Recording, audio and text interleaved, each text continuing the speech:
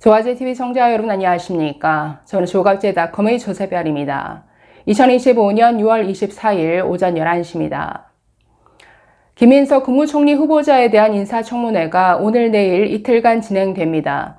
역시나 가장 큰 쟁점은 돈 문제죠. 최근 5년으로 압축해서 보더라도 들어온 수입보다 나간 지출 규모가 거의 8억 이상 더 많은 상태인데 대체 이 돈이 어디서 난 돈이냐? 이에 대한 출처를 밝히라 이 공세가 집중될 것 같습니다. 과연 이번 청문회를 통해서 이에 대한 정확한 해명이 될 것인지 이게 관전 포인트인 것 같은데 이 내용 좀 살펴보도록 하겠습니다. 오전에 진행된 인사청문회는 자료 제출 공방으로 시간이 거의 다 지나갔습니다. 국민의힘 측에서 관련 자금 출처를 확인할 수 있는 여러 가지 자료를 제출할 것을 요구했지만 이에 대한 성실한 제출이 이루어지지 않은 것 같습니다. 게다가 국무총리 인사청문회인데 사상 초유의 상태죠. 지금 관련 증인이나 참고인 출석이 전혀 이루어지지 않은 이런 청문회입니다.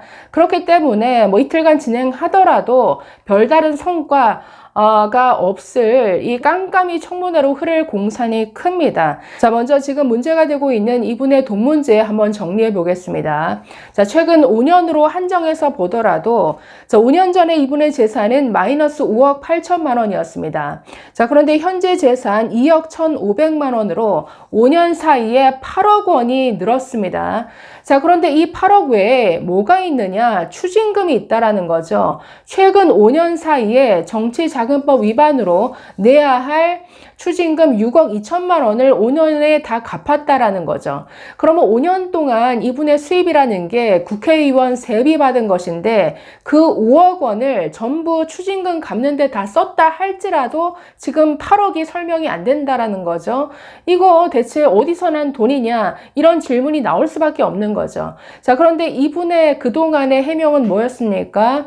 5년 사이에 있었던 두 차례의 경조사 그리고 두 차례의 출판 기념회 총 4번의 행사를 통해서 이런 것들을 해결했다라고 해명하고 있는데 오늘 똑같은 얘기를 되풀이했습니다.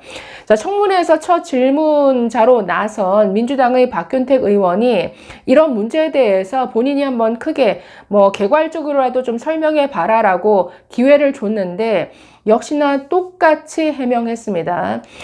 이분이 말하는 총 4차례의 행사들. 어떻게 되냐면 2019년 12월에 이분이 재혼을 했습니다. 그때 결혼한 거, 그 다음 2020년 11월에 장인상이 있었고 2022년 4월 그리고 2023년 11월에 출판 기념회 총 4번의 행사가 있었는데 오늘 이분이 얘기하기를 총 4번의 행사를 통해서 들어온 돈과 또 그때 지금 재혼한 그 장인 어떤 장모로부터 어떤 지원받은 생활비 이런 것들을 모아서 갚았다라고 설명을 하고 있습니다. 그런데 그렇다 할지라도 이 산술적으로 설명이 안 된다라는 거죠. 이분은 출판 기념회 그리고 경조사 통해서 들어온 돈이 통상적인 심각하게 많은 정도가 아니라 통상적인 자기의 위치에서 받을 수 있는 정도의 금액이었다라고 하는데 그 통상적인 금액이 지금 그러면 거의 6억 이상이 된다라는 얘기인데 이거 정말 일반 국민들이 이걸 납득할 수 있겠습니까? 그런데 오늘 동아일보 단독 기사를 보면은 이 설명으로도 지금 설명이 안 된다라는 겁니다. 보시면 이걸 그때 지금 2019년, 2020년, 22, 23년 이 4차례의 행사를 통해서 그때 갚았다라고 하는데 그렇기 때문에 들어온 돈을 그 해에 다 소진했다. 그렇기 때문에 연말에 신고하는 공직자 재산 신고 내역에 포함되지 않았던 것이다. 이렇게 해명하고 있습니다. 그걸 가지고 동아일보가 계산을 해봤더니 보시면 먼저 그 추징금 이분은 2차례나 정치자금법 위반 혐의로 유죄 판결을 받아서 지금 추징금이 각각 2억 원에 7억 2천만 원, 총 9억이 넘는 돈입니다. 이런 유죄 판결을 받은 전력이 있으면 누구보다도 그 이후에는 돈 문제에 있어서 깨끗하고 정확하게 해명해야 되는데 지금도 이 상태라는 게 그렇기 때문에 과연 이 사람을 공직자, 그것도 국무총리 자격이 있느냐 이런 어떤 의문이 의문을 표할 수밖에 없는 거죠.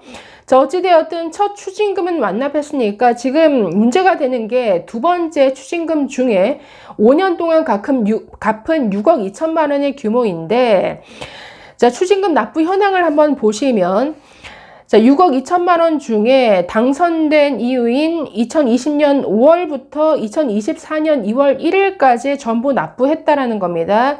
납부액 내역 2020년에 1억 4,550만 원, 2021년에 6천만 원, 2022년에 1억 6,100만 원, 2023년에 1억 4,400만 원, 2024년에 1억 1,557만 원이죠.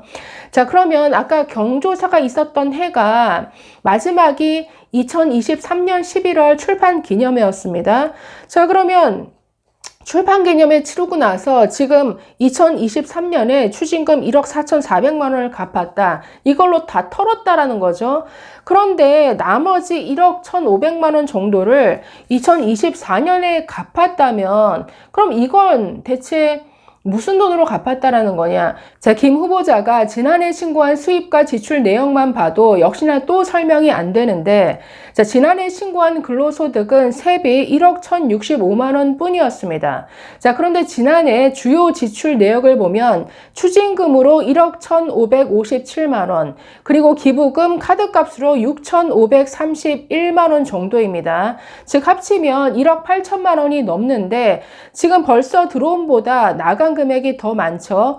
게다가 예금액이 지난해 말 기준으로 8,841만여 원으로 1년 전보다 1,700만 원 늘었습니다. 이뿐 아니라 김 후보자의 전체 재산가액도 지난해 말 기준으로 전년 대비 2억 원이 증가했다라는 거죠. 벌써 그냥 지난해 1년만 보더라도 또 2억이 훨씬 넘는 이 규모의 금액이 설명이 안 된다라는 겁니다. 자, 그래서 오늘 청문회를 통해서 과연 자료 제출 없이 이걸 어떻게 설명할 것인가. 그렇기 때문에 오전에 국민의힘 측에서는 아니 관련 자료, 들어온 내역과 나간 지출 내역을 확인할 수 있는 뭐 은행 거래 내역이라든지 이런 것들을 제출하라라고 했지만 제출이 되지 않는 것 같습니다. 그럼 설명이 안 되는 거죠. 자, 이건 아니 공직자의 어떤 윤리 문제 아닙니까? 이런 돈 문제는. 게다가 돈 문제로 유죄 판결을 2번이나 받았던 분이 또 역시나 이렇게 설명이 안 된다고 하면은 네, 누가 납득하겠습니까? 아니 8억이 넘는 돈이 지금 설명이 안 되는데 그걸 전부 이런 근로소득 외로 다 충당이 되었다. 그것도 2번의 출판 기념회와 경조사 등으로 이 모금이 되어졌다. 이건 네, 납득할 수가 없는 이런 수준이죠. 자, 이에 대해서 진중권 교수가 굉장히 강하게 비판을 했었는데 지난 주말 그 TV조선 강적들의 출연해서 진중권 교수 이렇게 발언했습니다. 그게 자질과 역량 문제다. 남의 돈 받으면 공직을 가지고 거기에 보답을 해줘야 되는 이런 상황이 된다라는 거죠. 돈을 준 사람들이 자선사업 하는 게 아니지 않는가. 그렇게 공돈을 준 거는 대가를 바라고 준 것일 텐데 이런 돈을 받은 사람이 공직에 올라가면 대가를 주기 위해서 국민들의 자산을 사사로이 쓸 수 있기 때문에 그래서 이 도덕성의 문제가 없어야 된다. 그런데 지금 상당히 문제가 있어 보이죠. 그리고 이 방송에서 진중권 또 이렇게 말했습니다. 자, 이분이 그러니까 정치 낭인으로 살아갈 때 끈 떨어진 사람한테 누가 돈을 주나 아무리 경조사가 있더라도 큰 소득을 얻을 수 없다. 그 돈을 모두 현금으로 받아서 집에 보관했다는 얘기인데 떳떳하면 계좌에 넣으면 되지 않았나. 확인할 수 없는 방법으로 받아서 확인할 수 없게 제출을 했다. 통장 차용증을 주고받는 것은 불법, 정치자금 수단의 가능성이 있다라고 말했습니다. 자, 그리고 직업이 없었던 사람 아니냐. 정직하게 살아가는 국민들이 일하지 않는 사람이 이렇게 재산을 불리고 있는 걸 과연 납득할 수 있겠냐. 아니 사람이 그렇게 없느냐. 인재풀이 그렇게 없느냐. 굳이 이 김민석을 꼭 총리에 앉혀야 되냐. 자, 이러면서 조국 사태와 비슷해져 가고 있다.